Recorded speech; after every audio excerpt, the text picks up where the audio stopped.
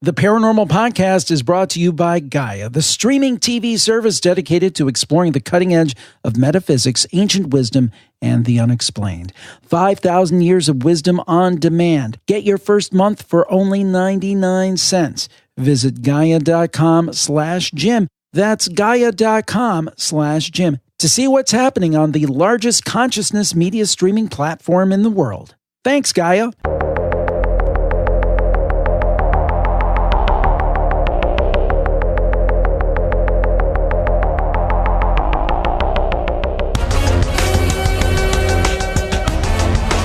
This is the Paranormal Podcast with Jim Harold. Welcome to the Paranormal Podcast. Happy New Year, everybody. It's Jim Harold, and so glad to be with you once again. And my goodness, it is 2018, and this is the first Paranormal Podcast of the year, and I hope that you'll enjoy the show. I thought that it would be appropriate to start the year off with my favorite topic in this area, and that's what happens after we die. What are some insights into the afterlife? And we have two great guests to talk about that. Elizabeth Robinson is going to talk about how there are no goodbyes. And then Cliff Aguirre will join us in part two to talk about hypnotic regression and past lives. Fascinating stuff. I think that you will enjoy it. And that's going to be the subject today for the Paranormal Podcast. Happy New Year, everybody, and enjoy the program. iPhone and iPad users, help us keep the Paranormal Podcast at the top of the charts. Go into your Apple Podcasts app right now and hit subscribe.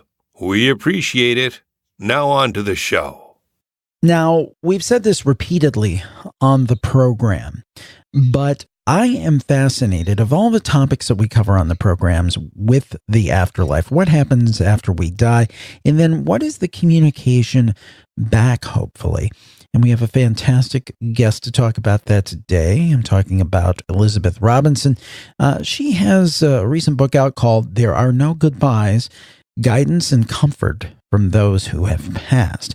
Elizabeth Robinson is a highly regarded international visionary, known for her extraordinary intuition and second sight abilities. She is a gifted counselor and coach whose experience and expertise create a powerful new vision for transformation and change. And we're so glad to have her with us today on the program. Elizabeth, thank you for joining us today. Jim, it is so lovely to be with your audience today, and thank you for having me on the show. And I should mention you're calling in from Australia, and we were just talking about the weather. It's wintry here in Ohio, but it's beautifully summer-like in Australia, where you live, and I'm just a tiny bit jealous. Well, I was just going to say, I think for a lot of people in the Northern Hemisphere, when I lived in America, and I love America and North America, when I lived there, there was a perception that, we had kangaroos everywhere, but actually where I live by the forest here in northern Sydney, there could be a wallaby or like a little kangaroo. It's called a wallaby. So we could have a little wallaby, come along during the time that we're talking together. But look, it's very beautiful and it's lovely. I'm sending all of your listeners a beautiful, warm hello from this very beautiful, magical land down here where we have a lot of spiritual energy, but also a lot of activity and a lot of people awakening to what is paranormal or, supernatural abilities. Now, from what I understand, this goes way back for you in the sense that when you were very little, you appeared to be very sensitive compared to other people to these types of things. Is that right?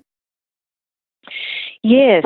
What I didn't realize actually at the time was that when I played in local homes and I lived in a historic area, I was raised in a town that was the first inland town in Australia. And so we used to play in these historic homes. And I remember times when suddenly I would stop because I would feel someone staring at me. And I would look over to the window and there'd be a lady there with her hair up in a bun and a high collar, lace collar and long dress to the ground. And the thing was that I could feel it in my body. I could feel a knowing that someone was staring at me, and I knew when she was looking back at me that there was something about me that was different. And I thought really that everybody saw this, but there was a knowing within me when I realized that my friend wasn't looking at this woman and this woman wasn't looking at her, that it was something about me. And so I would go into these historic homes and have these experiences and really not be able to talk about it with anyone. And so, the experiences were often extraordinary. Now, is this something that you kind of over the years had put on the back burner into your young adulthood and so forth, that it kind of took a back seat to just kind of life?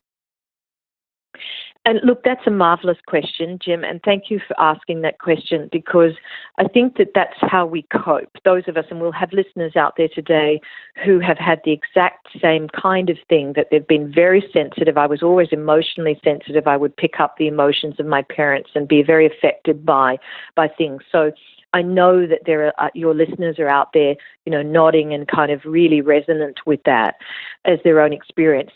And then what we tend to do is we sort of close it off. We move into school, and the school system regulates and regiments and says, this is what we expect of you. And a lot of these abilities start to kind of dampen down. Mine did through my teen years, and then as an older teen, I was hurtled back into it, and especially when I came out of university and started to really have some amazing experiences then. And then you talk about a call that changed everything. What was that call that changed everything? When I was living in America, I had an occasion to receive a phone call one day from a local person who had some news to tell me. And, one of the things, Jim, about the way that I am as a person and professional person is that I really have such a huge sense of love and compassion for people. And so I had my clients, especially my young clients, I really felt for. And, we've all got these enormously powerful stories that we grow from, and challenging stories. So the call came through to tell me that Shiloh from California, a young college student who was only 18 at the time, had found her mother's gun and shot herself at point blank range in the head, and that she had died of those injuries. And I tell you what, right now, this happens every time, because it was such a defining moment for me. Mm-hmm. And because I was really raised to feel that I was responsible for things, that happened. And the legacy of that pattern from my childhood was that I felt like I could have done something more. And with suicide, and those listeners who have also been touched by suicide, and unfortunately, we have a massive problem with people taking their lives. And so mm-hmm. One of the main problems with that for people who remain is this accountability, that a lot of people feel that they could have done more, and so you kind of live with this. So that was the call that changed my life. So when you sense these things or feel these things, I always ask this of someone who's perhaps a medium or a psychic or that sort of thing. What do you experience? I understand it can be different for different people. What do you experience? I love your questions, by the way. Thank you.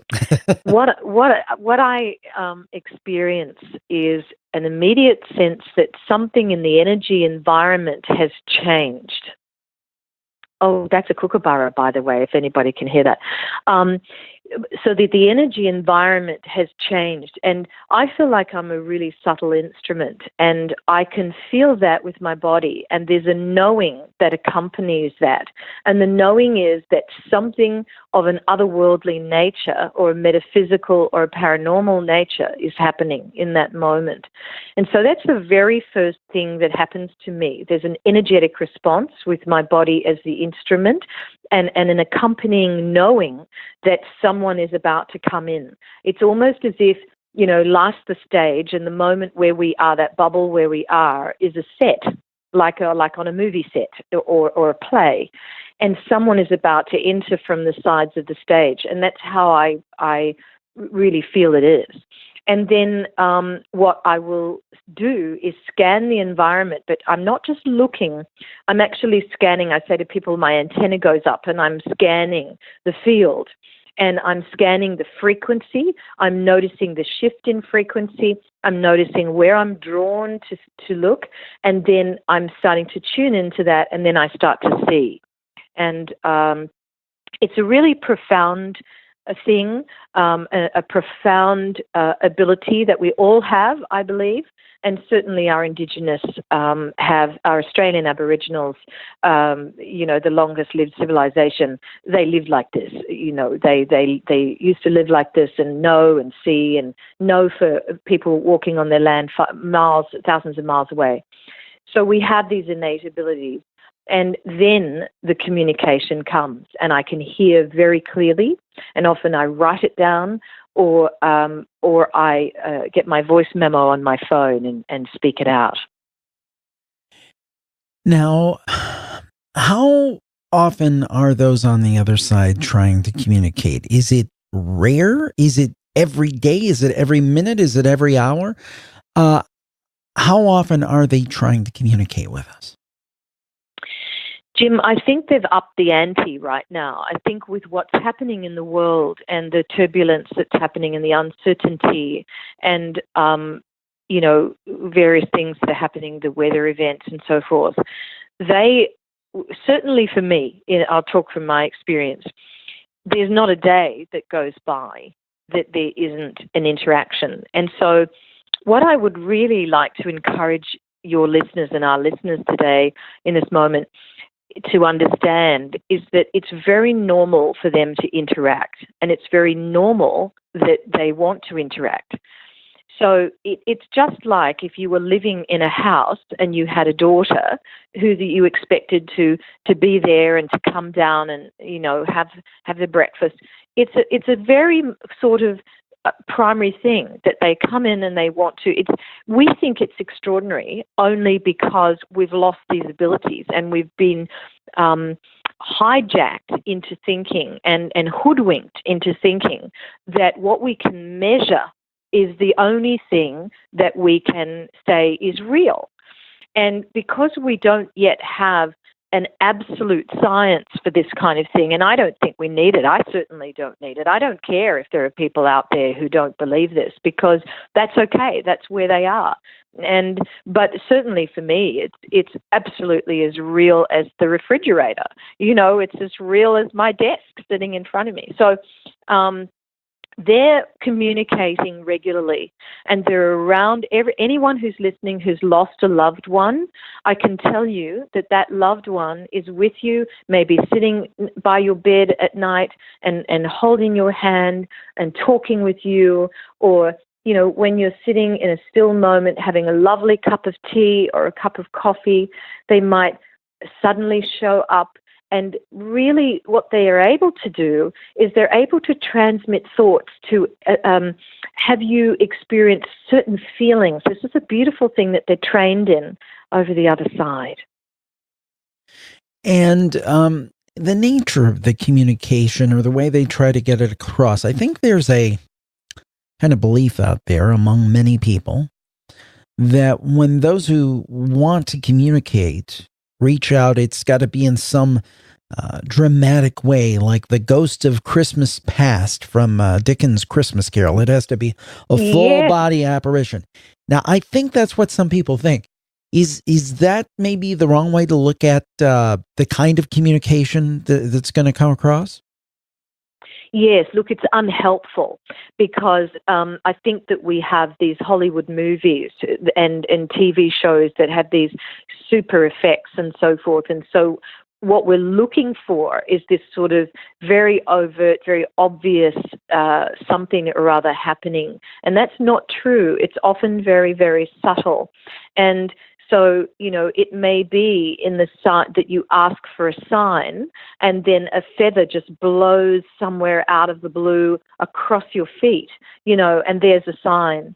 And I think what we do is that our thinking mind, which has us hijacked most days, and beholden to a set of constructs that limit our perceptions and our beliefs. And our thinking mind says, oh, well, that's just probably from some bird or other who's just flown by. So we don't allow ourselves the nature of the wonderment. Often we're not in this state of curiosity or wonderment. So, yes, you're absolutely correct. It is, for me, it is obvious because, I see them, I see them, I sense them, I know them, but not everybody is as souped up. I kind of see myself as like a souped up car. So not everybody is as sensitive as I am. I know a lot of people are, but not everybody. And for those listeners who feel that they're frustrated, I know a lot of people are frustrated that they want to see and they can't. One of the things that we need, I want to encourage you to do, is sit in the stillness more often. Speak to the person as if they're there and they're listening, because in the other realms, they're able to hear, as I do. I can feel when people who I love are going through something, I can feel it, I can sense it through the divine field. So, we're all infinitely and intimately connected, even a thought. So that is like a fabric that we all are a part of. And we just have to rest into the stillness more often. Just notice your thoughts. If you're having any limiting thoughts, just watching those thoughts disappear and just looking for this to co-create this beautiful, spacious mind in the moment. And people will show up. You might even feel a gentle touch on your cheek. You might have an idea of something. It can be beautiful and subtle, and if we take notice of those beautiful subtleties, then it becomes more obvious. Now, here is the difficulty sometimes. I find myself in this situation. You get a voice in your head and you say, oh, that's Mom. For example, my mom's passed away. And there have been times when I thought she was speaking to me, not audibly, but almost telepathically.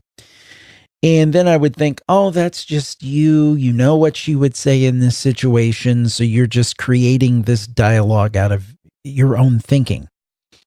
How do we separate the wheat from the chaff? What might be our own thoughts and actual communication?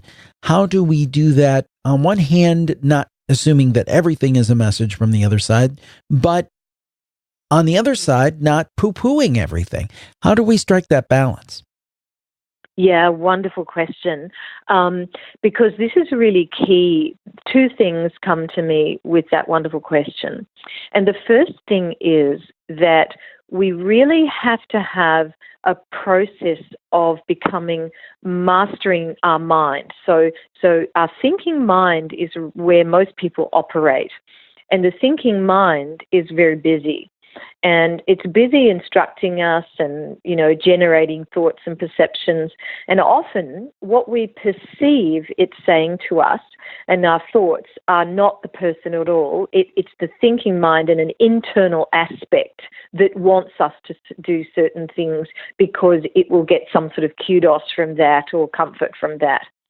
So the first thing really is to be able to train the mind to go into what I call wise open mind and the stillness. So resting into the stillness and sort of decommissioning that thinking mind. And so that once we have a stillness, it's all sort of like this.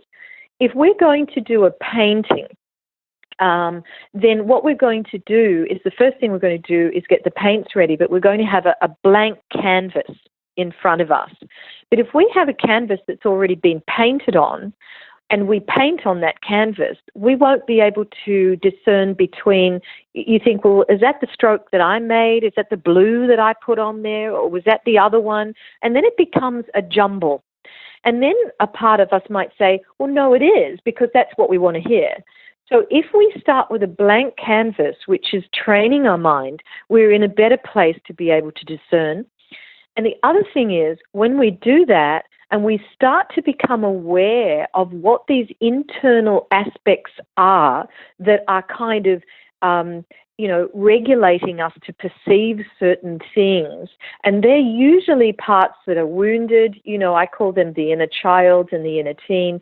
And they often can really have us thinking something when it's not true. So once we do that inner work, which I do as a coach and a counselor as well, and we clear that and we become really present to what is right in this moment, what we can do, and certainly what I experienced, Jim, is that with that dialogue, there comes a calm, a sense of infinite calm that's being received, almost as if that we're being lifted up beyond the body into the divine field, and there's a knowing and a felt experience that this is from somewhere else, outside of you, someone else.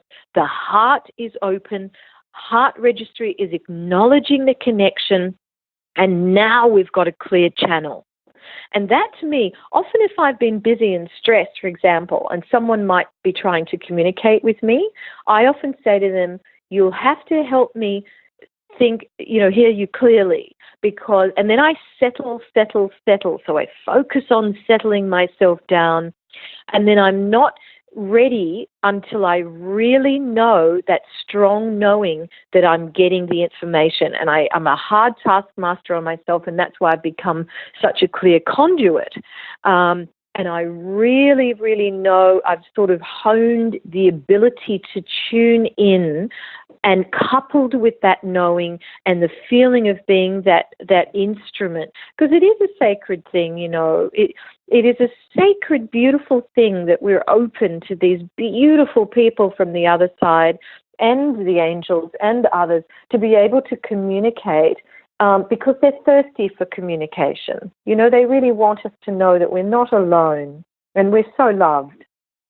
Well, that's why they call the book There Are No Goodbyes, Guidance and Comfort from Those Who Have Passed. Actually, Elizabeth called it that because she's the author of it, Elizabeth Robinson.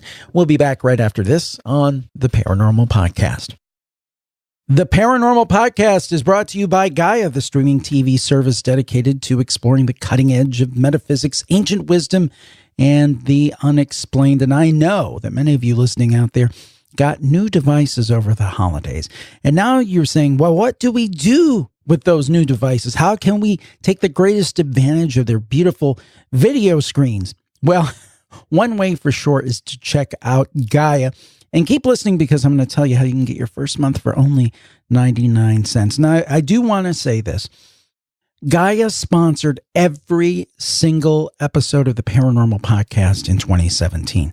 And we're so grateful. So we would ask you to give them an opportunity and thank them, if you're a fan of this show, by checking out what I'm going to tell you about. Now, all those big name streaming services, and they're great with movies and TV series in terms of just general entertainment. But really, no one can touch what Gaia does in the area of these topics that we love, these Fortean topics, because they are dedicated to them. And you can watch Gaia on all of your new devices: Apple TV, Roku, your iPhone, iPad, Chromecast, Android phone or tablet, Fire TV, your computer. If you're listening to my voice, you can watch Gaia. Now, there's a lot of video on the internet, but let's just say it's not all high quality. But you don't have to worry about that with Gaia, because you only have the best with them. They create, they curate, and bring you the best in Fortean topics on video. They explore the topics we love, and they're always providing us with tremendous new content.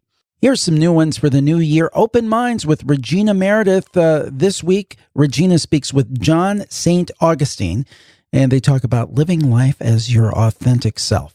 Sounds like a great resolution to me. Or Deep Space Season 2, they talk about the singularity and the idea of man and machine merging. Will that happen? Fascinating stuff. Very interested in that. Beyond Belief with George Norrie. We'll have Daniel Estulin on, and he'll talk about Inside Bilderberg.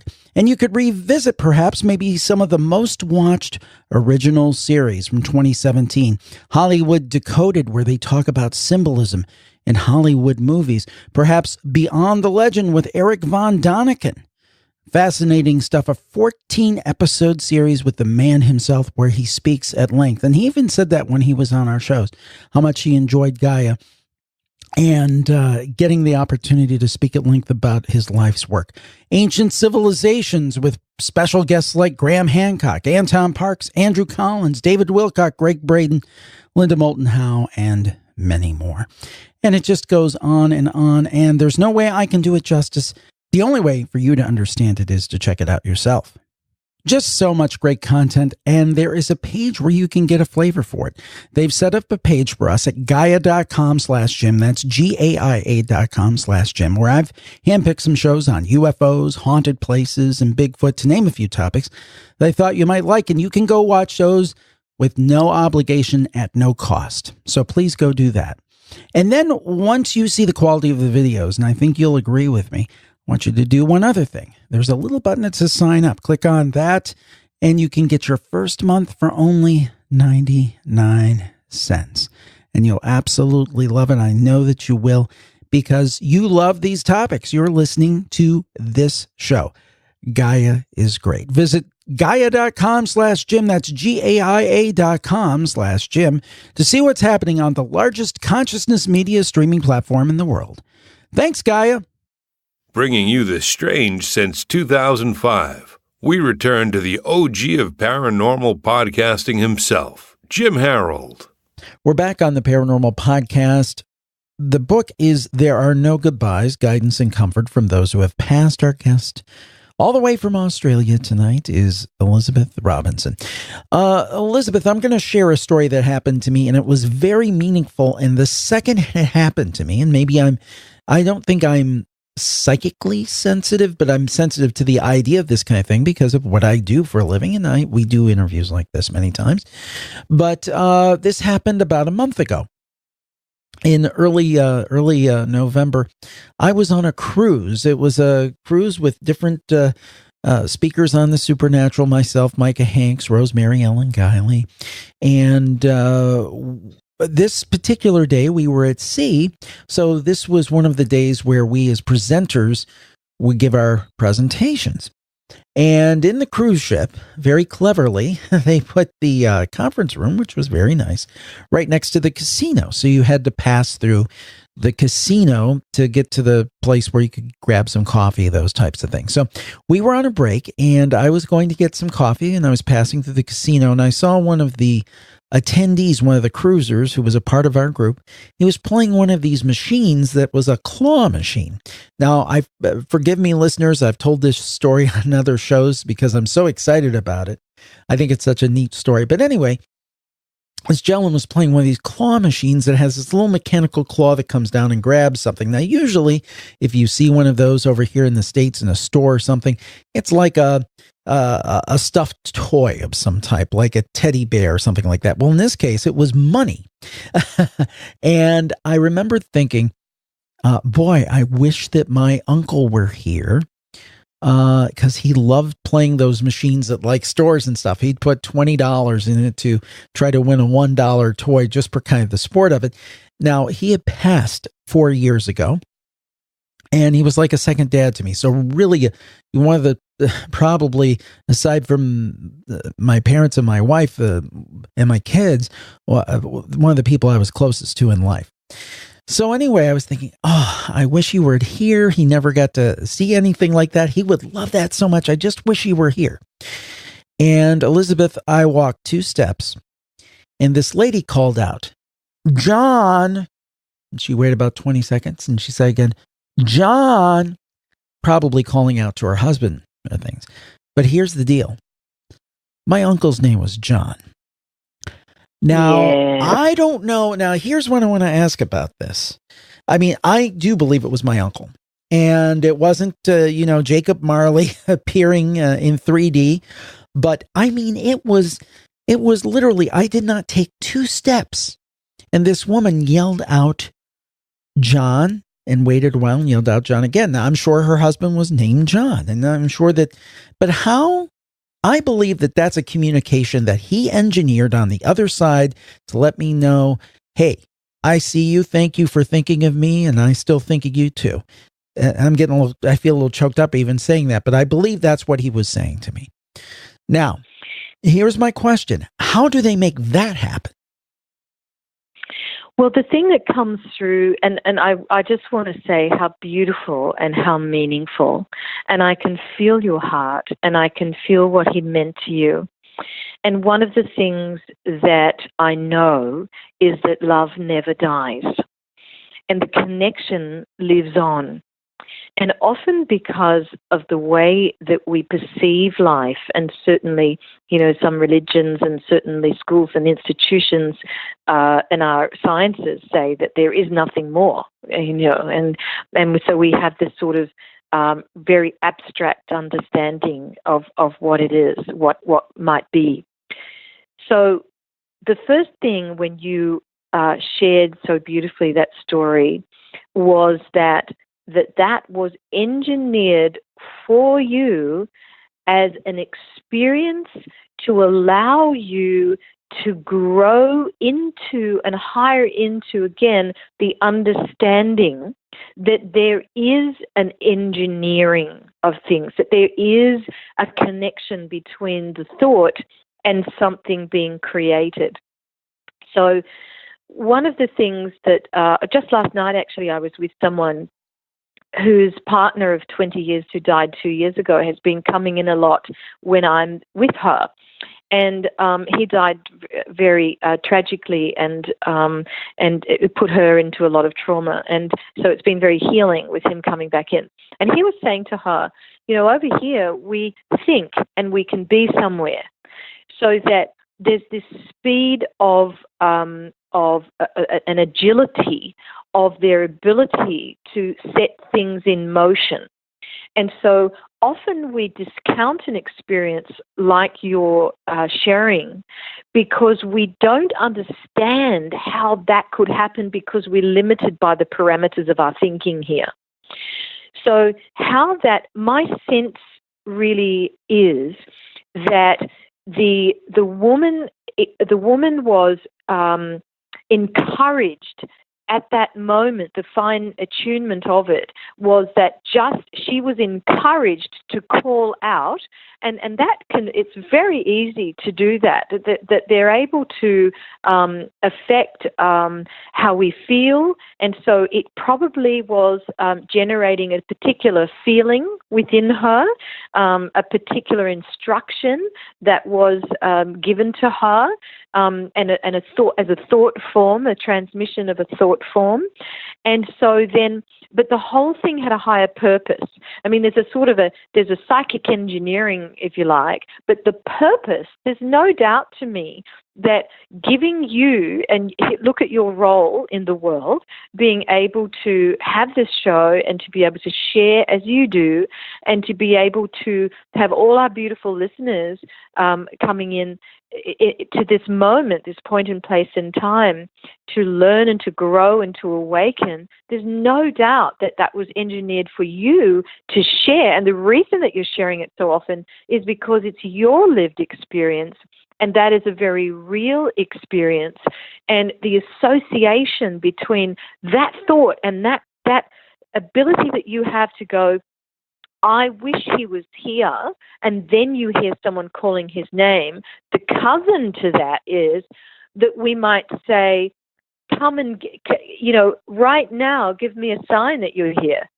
Or if, say, for instance, we're in a situation that we're requiring something to happen like whole health or healing, or maybe money, maybe people are feeling that they're really struggling financially, then what we've forgotten is to not only pray, which is very powerful, but to also invoke the money to come, to ask God or to ask our spirit guides to engineer the money flow, the prosperity, bring me to the greater flow of wealth into my life, bring me the healing that I require. And I think just asking for our needs to be met. So there are lots of aspects to that you've just shared. I think it's beautiful, and it's a beautiful experience for your heart, and to know that he's there, and to know that there was an engineering to get that to happen at exactly the right moment. It's very beautiful. I don't want to dwell on it too much, but it does amaze me that, and I do believe that was a message from him. So I'm not questioning it. I mean, I've had other things happen, not with him specifically, but with other family members and things that I similarly think were kind of engineered. But to me, it was almost too much of a coincidence to be a coincidence, if that makes any sense. Yes. I'm literally, I mean, Elizabeth, I mean, I literally looked over at the gentleman at the machine and walked 2 steps. And I was kind of smiling. I was smiling internally because I was thinking of my uncle, like, boy, I wish he were here. It would just be great if he would love that so much, you know? And then to have it was too much of a coincidence to be a coincidence. Yes, and that thought brought him to you. What I know is that when we think about them, and when our heart registry is activated, that's what I call it, the heart is activated, then we actually form a connection. It's like the wiring. We send a pulse along the fabric or the wiring, the divine field, and they're able to feel it instantly, and they're able to move through time-space at a great speed. And that's something that they learn to do on the other side, because it's very liberated, it's a very dynamic world over there. And so there's no doubt to me that it was many, and it's always, you know, that the really interesting core of this is that your heart knew. There was a knowing in your heart, wasn't there? You know? Yes, absolutely. It was immediate. I mean, it was immediate. It's like, oh, that has to be him. What do they want us? Beautiful. What do they want us to know? What are some of the big things that they want to communicate to us? That life here is for our growth, and that when we experience challenge, that the encouragement is for us to focus on that as being an opportunity to grow towards our greatest potential. And so often, you know, I have people coming to me who are seeking better understanding. For example, maybe it's in their career, maybe it's for their health. And I think what can happen is that we can become very frightened, and we can go down the proverbial rabbit hole of the experience, and we can generate a lot of suffering. As we develop a witness state, what I call a witness state, we're able to say to ourselves, okay, I am entering a moment of learning. This is becoming challenging. It's for me to grow. What is it that I need to understand in this moment to move into my further fullness? And so what that is developing not only a witness to, but an understanding that this is really something that is happening to us for a greater reason. And I want to share with you something that's been quite extraordinary, that really it's only in the last sort of 12 months that they've been really revealing to me. And they said it like this over a couple of different transmissions. And they said to me that often in the Western world, we perceive people who've had a really good life. We look over to someone with, you know, parking their Jaguar car, or, you know, BMW or something, or, you know, people who have a sports star, and, you know, they get, I don't know, $3 million contract, and, oh, wow, look at that house they've got, or whatever that might be. You know, that we're often, certainly our media are caught up in that kind of material world. And that's not to say that it's not lovely to have a Jaguar car, or, you know, it's beautiful to have those things, and I'm certainly not discounting that. But a lot of people, that becomes the focus. A lot of people in corporate land striving, and, we've got a rise in autoimmune disease, a rise in cancer, epidemic proportions, really. So a lot of people getting sick, a lot of people striving to attain certain things in their life. And what they told me is this, that often people who have a relatively gentle life, in the sense of maybe an affluent life, or, certainly when we're down the rabbit hole of the experience and we're doing a whole lot of suffering, and we look over to people who have sort of, we perceive have it easy, which is often not quite true either, but, someone who's got what we want, or in the position that we want, or whatever that is. Often people who have a lot of things move into the afterlife, and upon life review are actually thinking that they could have learned more and achieved more by having more challenges, and that in the afterlife it's considered a great life to have a lot of challenges that you've overcome. And I love this, because in my own journey, and those of you who would like to read my book, There Are No Goodbyes, will certainly see I've had tremendous challenge and tremendous trauma losing these three beautiful people. And the aftermath of that has been even more challenging and traumatic. So what I've learned to do, and what I share with others and clients of mine and people when I do my events and workshops and things, is that I always like to encourage people, because we all go through challenges, that we're here to grow and move forward and towards our greatest potential, our potential to relate with depth of compassion and love and consideration, kindness, a potential to be in the moment and to understand that there is really God in everything. There's greatness, beautiful, divine perfection in everything, and that we can overcome the raw, deep challenge of any moment by understanding that this is something that we will grow from, that there's wisdom to be extracted from this, that there's going to be a moment when we're going to be even more, our potential is unveiled and revealed, and we're forever expanding into this beautiful light consciousness that we can be. So that's one of the most extraordinary things they've taught me recently, that really they consider a great life to be a challenging life. Well, it's a fascinating subject, and as I say many times on these programs, of all the different topics that we cover in the supernatural and the paranormal, this is the most interesting to me, because we're not all going to necessarily see Bigfoot or Sasquatch or a UFO, or even, some of the other supernatural things that happen, but we all are going to pass.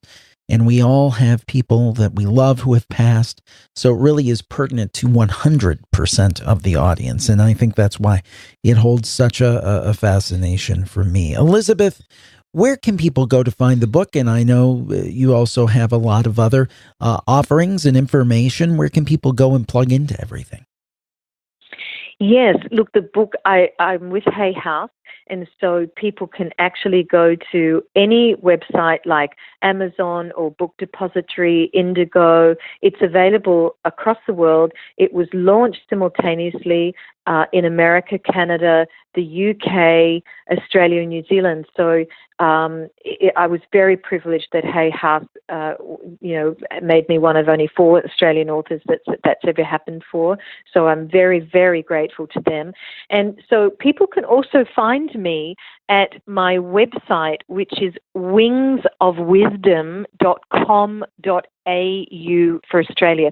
So wings, WINGS, as in angel wings, wingsofwisdom.com.au, or they can go to elizabethrobinson.com.au. Either of those will take you to my website. Well, a fascinating discussion, Elizabeth, and thank you for joining us tonight on the program.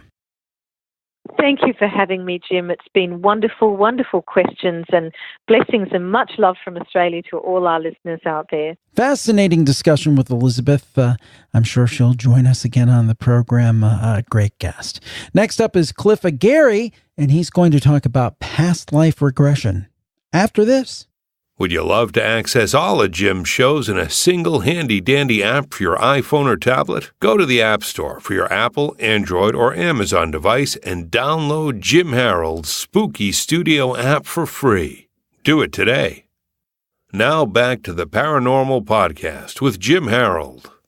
One thing has always fascinated me in the area of the metaphysical, I guess you would call the mysterious, and that is the idea of reincarnation. And we have a fantastic guest today to talk about it. Our guest is Cliff Aguirre, author of The Death Transition and Encounters with the Other Side. He is a certified hypnotherapist with a private practice, Mind Balance Hypnosis, in Massachusetts.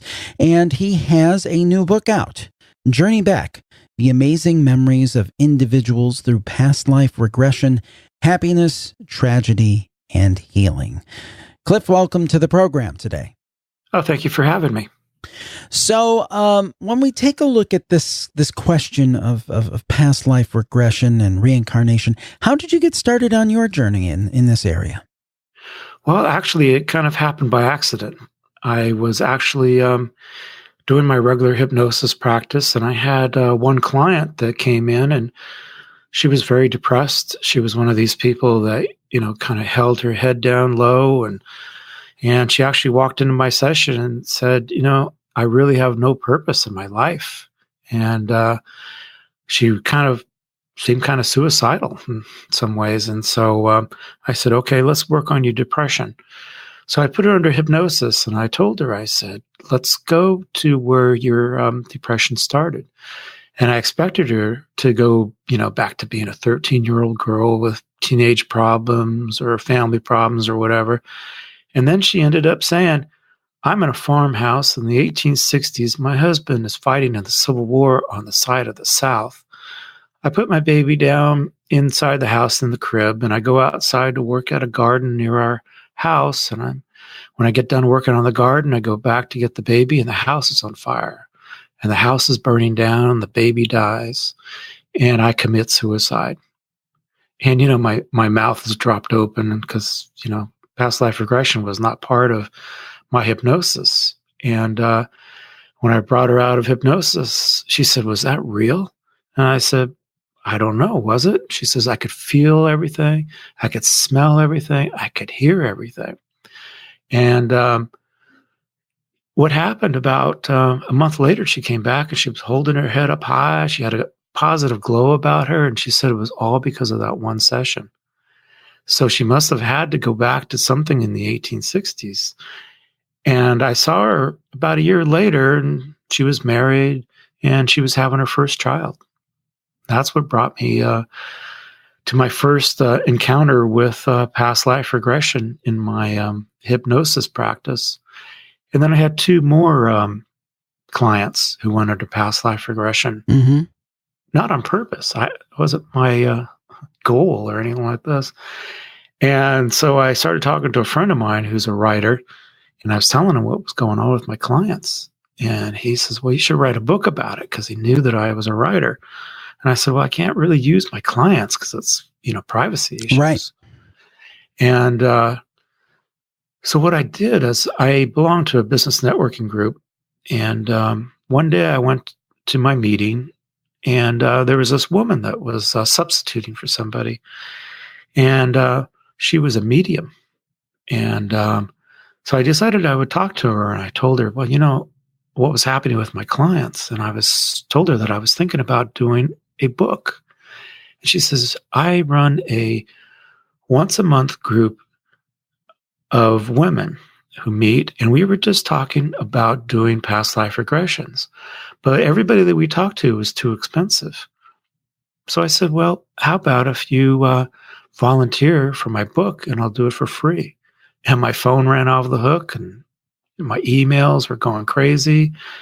And I got 27 volunteers, and took them all under past life regressions, and their stories are what's in my book, Journey Back. And I do want to get back to the stories in Journey Back and talk about those. But Right. a couple things about past life regression.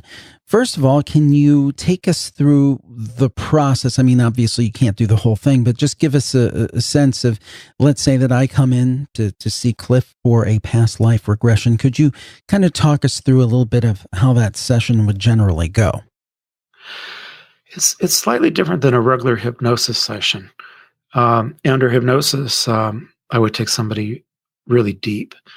And under past life regression, I take them through a relaxation technique, and then I have them do some visualization. And I have them walk into the house where they live now and everything. And then what I do is I have them open the door, and I tell them there's a tunnel after you open the door, and you walk down this tunnel, and I count them down, and I say, as soon as I count to number 1, you're going to step out into a past life. And that's where they end up. And once they step out, I've had some people say, well, I can't really see anything. And I go, okay, that's fine. What do you feel? And they go, I feel dirt under my feet, or I feel the wind blowing or something. And I go, okay, focus on that. And I never lead them by saying, okay, you're going to see a ship or something like this. I always go, what do you feel? What do you hear? Because I always want them to lead the whole journey. And that's how I know that it's accurate. So that's kind of the process I take them through. Now, that is a question that comes up when you talk about this, is the question of accuracy. And some people say, well, past life regression, I don't know how accurate it is. What are people tapping into? Are they maybe tapping into a book that they read or a television show that they saw years ago and had ostensibly forgotten? In other words, not intentionally misleading on either the part of the therapist or the person undergoing the regression, but maybe some hidden memories of entertainment or some other little fragments that they're kind of regurgitating. I think that's one of the concerns that's out there. I'm sure you've pondered that. How do you overcome that kind of concern, and what would you say to that? Well, when I first started this, I did have that question. When the first few people came in, I was going, okay, are they really seeing something? What's going on? So I would let them kind of guide the journey, like I said, and I would kind of judge, what are they saying? And what I found out was some amazing stories. I'll just tell you one story. Please do. That kind of convinced me was that there was this woman. She went back to the 1900s in London, and she said that she was walking down an alley with her husband. And she said that they had just left a play, and they were walking down this alley because it was a shortcut going back to their house. But she really didn't want to go down this alley because it was too scary and it was dark. And as they're walking down this alley, this man jumps out and has a knife and steals their jewelry and their cash and everything, but kills her husband in front of her. And I was going, okay, this is a pretty interesting story. When I brought her out of hypnosis, I asked her, what do you like in your life now? And she says, she was so scared that family members, something was going to happen to them. And so she's constantly having her family members and her friends check in with her all the time to make sure that they're okay. And then suddenly she went, oh my gosh, it's all because my husband was killed in the 1900s in London. And I went, okay, that makes sense. And as I went through different regressions, I had 27 people, and they came up with different stories that correlated with what was going on in their life presently. And by the time I pretty much was in the middle of all these sessions, I decided these had to be the most creative 27 people, or these stories were just amazing, Now, there is a critique out there about reincarnation, and this is something that the debunkers like to bring up. Well, everybody, when they talk about their past lives, they're a member of a royal family or something very kind of high society or a high state in life. Did you find that to be the case? No. I was waiting for that, but the majority of the people really lived pretty mundane lives. But also what I found out was a lot of people had a lot of tragedies in their lives, which I really didn't expect. One of the patterns that I saw a lot were fathers of families abandoning their families, their kids, their wives. And, when you look back at history, you kind of see that men took off and, went searching for work. And from what I understand, there was a lot of abandonment. It wasn't the attachment that we have now to the idea of family for some reason. But I found this whole big pattern, and it was quite amazing. So when you put all this stuff together, it's just like I expected to see, Queen Elizabeth or somebody, but I never ran into her at all. I didn't run into anybody famous that I remember at all. I ran into people who were in wars. There was a lot of people that were in wars, and they were talking about being killed in wars, and just mundane tragedies. There was some happiness too. Some people went back and found their past life children, and what was amazing was majority of the 27 volunteers were women, but I had a few men that came in and volunteered. Mm-hmm. And the women ended up being men in some lives. And they ended up talking about their wives that they were married to and the children that they had and everything. And the men in some lives were talking about, being women and giving birth to children and everything. Wow. And I had one person who actually was having an argument with her past life wife. She was a man in a past life, and they were arguing. And she was under hypnosis in my chair. And she was going, well, why don't you say goodbye to me? Why aren't you doing this? And I was just watching her have this argument. So it was just amazing. Amazing is probably the word that I use an awful lot to talk about the experience. When people spoke during these regressions, did they take on other characters in the way that they spoke or in their diction or in their accent? Yes. Did you ever see anything like that? I had one woman who said she lived in Scotland, and suddenly she went into this brogue, and that's how she talked throughout the regression in this one life. And then when I took her into another life, she changed. Then I had this man who I took to a past life regression. I tried to limit it to 3 lives, but this one man actually ended up, I think, in New Orleans or something. And he said that, he was a card shark. He was a car, dealer at some point. And, he did all these terrible things, and he had this pompous attitude, and his voice changed. And he had this real pompous, diction and just voice to what he was talking about. And I was actually having a conversation with him, and he had this attitude. And it wasn't anything similar to the guy that was in the chair. Now, when we talk about reincarnation, a lot of times people will throw around the concept of karma, and you come back to learn lessons that maybe you need to be taught in the previous life to try to get at a higher state, a higher plane of spirituality or knowledge. Did you find that to be the case? If a man in the past, if a woman in a past life had been a man who had been brutal to women, they would almost come back as a woman to kind of see what that's like to exist in. Did you find that kind of thing to be the case?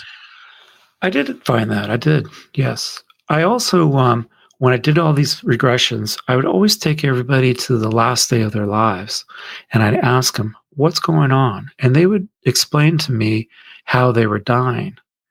And I said, And then I would say, okay, what was the purpose of this life? And they would tell me what the purpose of their life was. And then after they passed over, I would take them into a middle spot. And I'd say, okay, now just before you enter into your present life, tell me what your goals are. And a lot of people knew what their goals were in their present life that they were living. Some of them would say, I need to learn to love more. I was selfish in the past and things like that. So I saw a lot of that. Also, that waiting period. I mean, what did you learn about what death is like? What do we experience? Is there kind of a waiting period as you see it in between lives where we have like a rest period, so to speak, and then we go out, or we immediately begin a new life? I mean, what could you glean from your past life regressions that you've done? Well, I saw a little bit of both. I saw people that jump right back into another life, maybe 5 years later or something, because I would ask them, well, what year is it? And they would tell me. Some of the years were not quite accurate, but I really didn't worry about that too much because I wanted to hear their stories. But some people were saying that they had jumped right into another life. One man ended up jumping into being a woman in another life, I think just about 5 years later.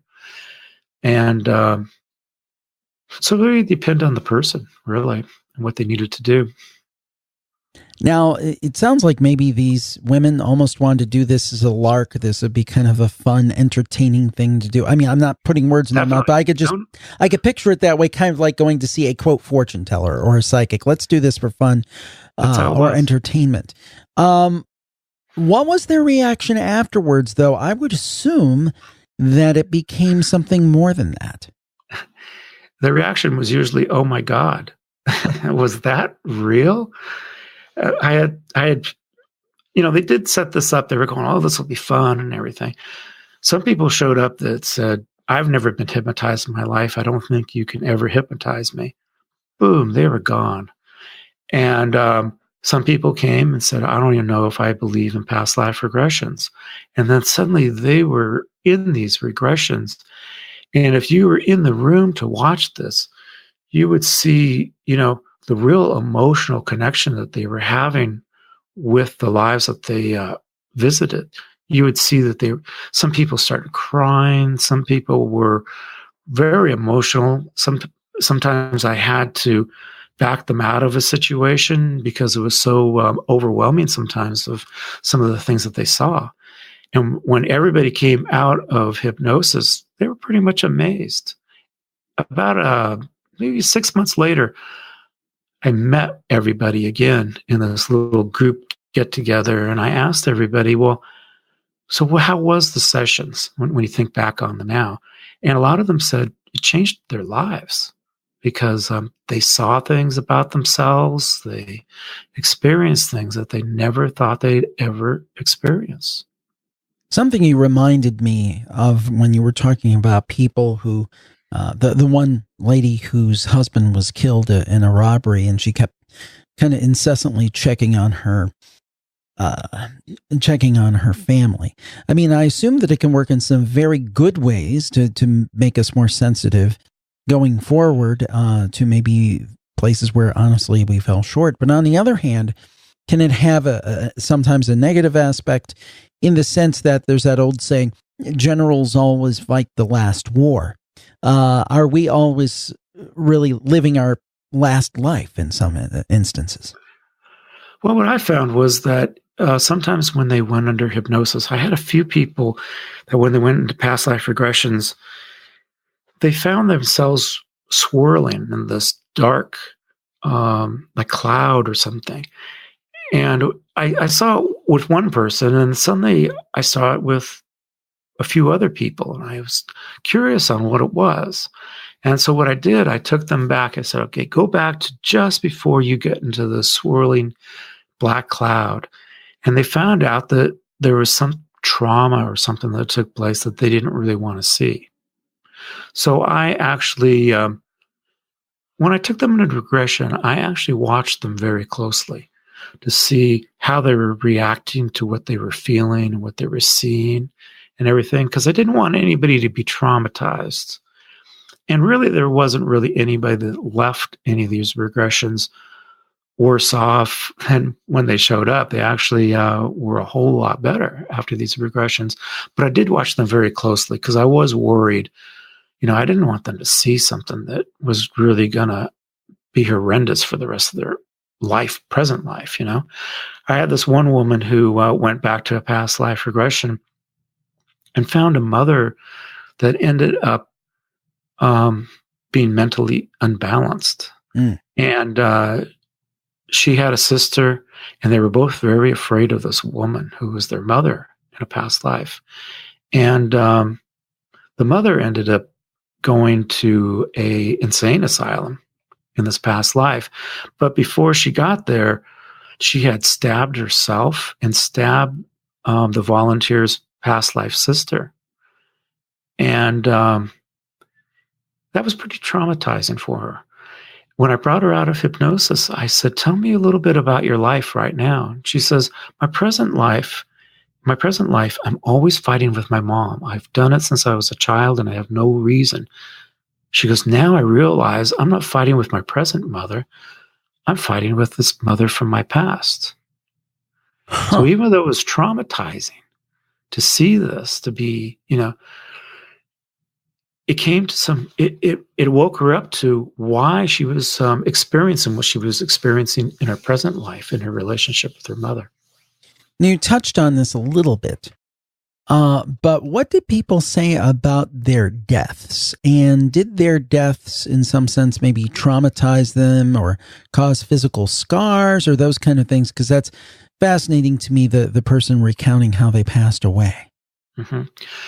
Well, I, depending on what they said was happening to them on their death, if it was really traumatic and I was afraid that they would take it forward, I would always say to them, okay, now that you've seen this, you're going to leave this in the past. It has nothing to do with your present. And that would usually help them. But, a lot of people were just old age, just passing away. But there were also people, for instance, when they were in wars, one guy was talking about being in World War II. He was an American soldier in Germany. And he said that he was caught in machine gun fire, and he could feel that his whole chest was shot up, and he was dying from that. I also had other people that had died in accidents, drownings, whole lot of other things. But they were able to go through the process pretty easily. There was a few that maybe had a little bit of a traumatic response to it. But of course, I went back and did the whole thing of separating themselves from that feeling. From your sense, when, in your view, we would be reborn, how much choice do we have in where we come back, when we come back, who the kind of players in our life are going to be, if they're going to be people from past lives? How much say do we have in that? What I discovered was that we have a lot of say in that. And what I found out was a lot of people travel together. When I took on their past life regressions, and they would talk about somebody in their family, and I would say, "Is this anybody you know now?" And some people would go, "Yes, that's my cousin Joe," or "That's my sister now," and everything. I had these two women that showed up for past life regressions. One showed up one night, and I put her under past life regression. She talked about her best friend that lived down the road and everything, and real precise descriptions and everything. And then the next day, her friend showed up, and I said, "So did you talk to your friend Lori last night about her regression?" And she said, "No, we really didn't have time to do that." I said, "Okay, let's put you under regression." This woman told me the same exact story that her best friend Lori just told me the night before. And so when I brought her out of hypnosis, I said, "I think you better talk to Lori, because you just told me the same exact story, and I think you two were neighbors and best friends." So, there's connections like that where I've discovered that people were traveling together, and they actually switched roles. Sometimes people who were siblings were suddenly, that's my father now, or that's, my cousin now, or something. But they all had a purpose. And when they would go to certain places, I'd always ask, well, why are you here? What is the purpose of this life? And it would always have a purpose on why they landed. Like, I had somebody who went back to Mexico, and he was a fisherman. There was some reason he needed to go back into that family, and they would discuss that. And I recorded all the sessions, so it was quite interesting to listen to it again. And actually, I shared all my MP3s of the sessions with the volunteers themselves, so that they could hear themselves under regression. Were they kind of startled? I mean, even though they may remember bits and pieces, I mean, how surprised were they to hear them? Oh, yeah. Sometimes they would listen back and they go, I said that? They didn't even remember that they said some of the stuff that they said. So it was amazing. So how does this work? I mean, what do you think you're tapping into? I mean, we talked a little bit about the process, and you talk about the tunnel and so forth, but what do you actually think is happening when you bring people into this regression? How does, what do you think they're getting in touch with? How do you think they're getting in touch with, in other words, if it were a clock, kind of take us into what you think the gears that make the clock work. Well, we grew up with this belief, especially in America. We grew up with this belief that, we're born, we live, we die, and that's it. We're gone, But what I discovered was that's farthest from the truth. And it's almost like we have this data bank of all these lives that we lived. And these lives still exist at the same time that we exist here, from what I discovered. And what they're tapping into are these other personalities of themselves that are still out there. I had this one woman who, as she was passing over, the day that she was going to die, this little girl showed up in her room, a ghost. And she was helping her pass over.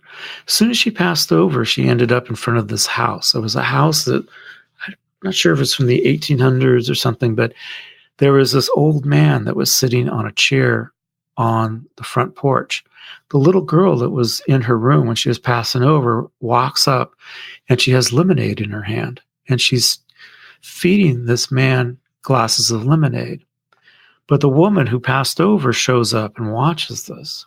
And suddenly they all start a conversation. And suddenly they discover that all three of them are the same people. Wow. That's a mind bender. Yeah. So what it is that these are all the same people, they're all different personalities of the same person, but they all had something to say to each other to give them some insight on who they were in their bigger self. Do you think this accounts for things like prodigies or people who have certain interests? And maybe, I know, for example, I have a fascination with the past and certain eras and certain things about times past. And they seem to be kind of arbitrary, but they're certainly there, and I'm like pulled to certain times. Right. And not only for me, but for other people. Do you think it has something to do with all of this? Of course. What I discovered was that people came back with certain talents. Some people were artists, not famous artists or anything, but, this one girl, she was in an orphanage. Both of her parents had died. I think it was around the 1600s. I forgot what country, but she was in an orphanage, and they were doing a lot of painting in this orphanage. And she got really good at it. And when I brought her out of hypnosis, she says, well, I'm an artist now. She likes to paint. And she came with that ability. But it seems like it tapped into something she already had a long time ago. I'm a musician right now, and I play piano. And sometimes when I'm playing piano, I go, where is this music coming from? And it's almost like we tap into this stuff. What I discovered, going back to the question before, was that we're like one big giant data bank. And we're not as small and limited as we were once taught. We actually have all of these files, let's say, that you can tap into of talents and knowledge and memories and everything. And so we're actually pretty amazing people. What, in all this research, what has surprised you the most? I think what surprised me the most were the stories that these people told, because they couldn't have made this stuff up. If you saw these people when they walked into my office, you know, they were just regular people that, you know, maybe had regular lives and everything. And when they went into regression, suddenly they were talking about being slaves in a past life. Sometimes they were talking about, you know, all the traumas that they went through or all the happiness they went through. And they could name families that they had. And, oh, this is my brother Joe and sisters, and, you know, and I'm 16 years old, and, you know, this has happened. Just the stories were just fascinating. And one thing that I did discover out of all this stuff is that we're not just limited to one race. I mean, there were people that were from all over the world.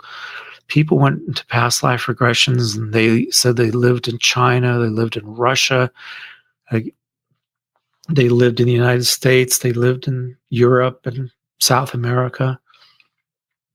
They were also, some people were black slaves from the 1860s. And it just tells you that we're just not limited to who we think we're limited to. I mean, you watch the news today and everything, and after watching all these regressions, I can't look at the world the same way, because I see people fighting with each other and everything, and suddenly in my head I'm going, but don't they realize that you also are of a different race at some point? You're also from a different country and all that stuff. That's a great point. That's a very good point. Now, we love stories on these programs, so perhaps, and after this, we'll give you opportunity to tell people where they can find the book and more information about everything you do. But before then, could you leave us with a story or two that you thought were particularly notable? Okay. So I had this man that came in with his wife, and he actually came just to have fun. And he was going to watch his wife go under a past life regression. She went under, but she really wasn't as successful as we were hoping. But then he said, well, let me try.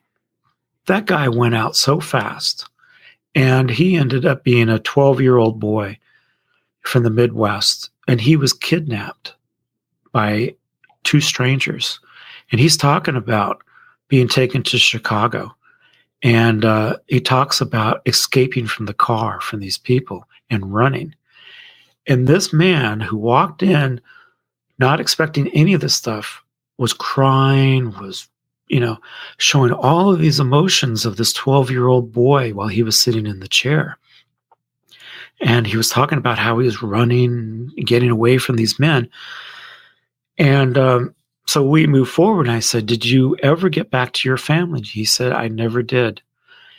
And so I moved him forward, and I said, okay, move forward like maybe 5 years, you know, or so. What are you doing?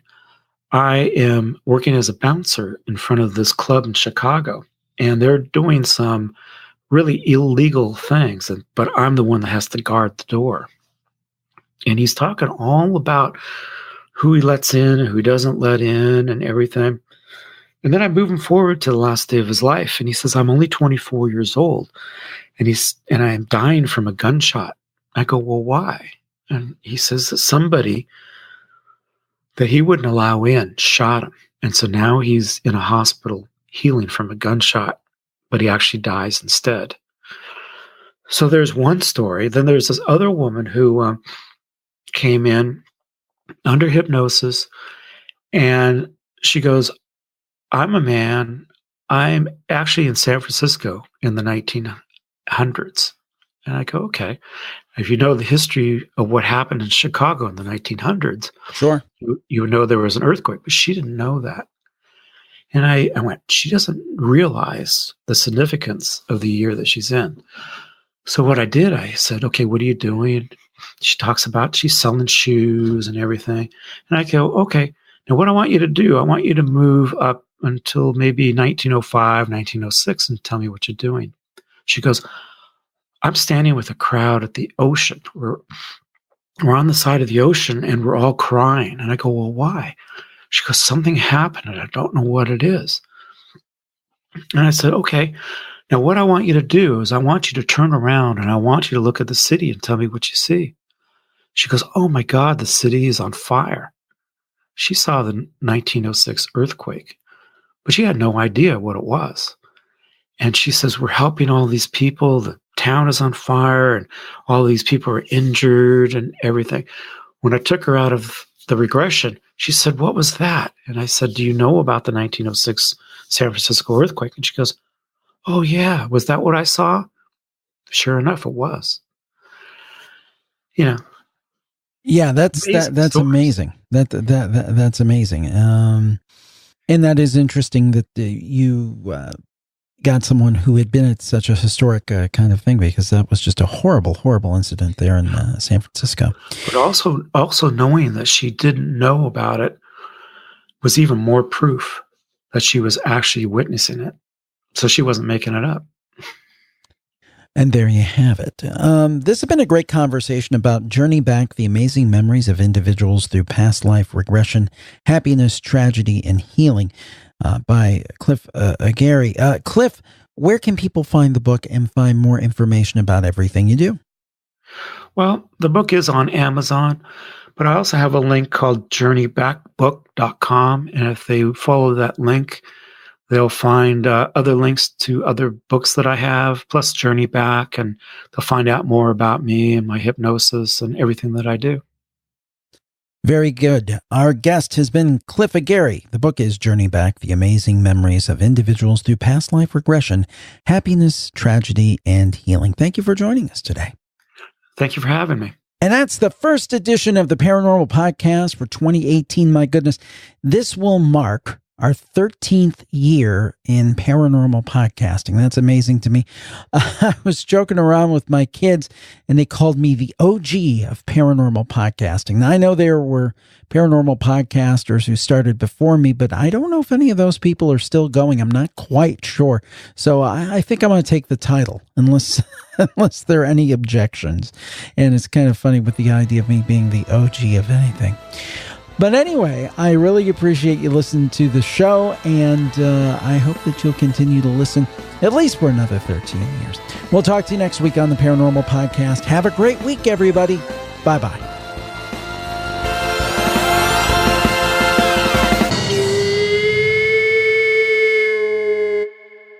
Now for the legal disclaimer. We do not accept money from publishers or content producers in exchange for interviews. However, as with most media outlets, in the majority of cases, we do receive complimentary copies of books and DVDs that we feature on our podcasts. Your purchases of books, DVDs, and other items via our Amazon.com links benefit Jim Harold and JimHarold.com and help us continue our programming. The sponsor messages you hear on the programs are paid endorsements, although we really do like them. For the full disclaimer, go to JimHarold.com, and thanks for listening.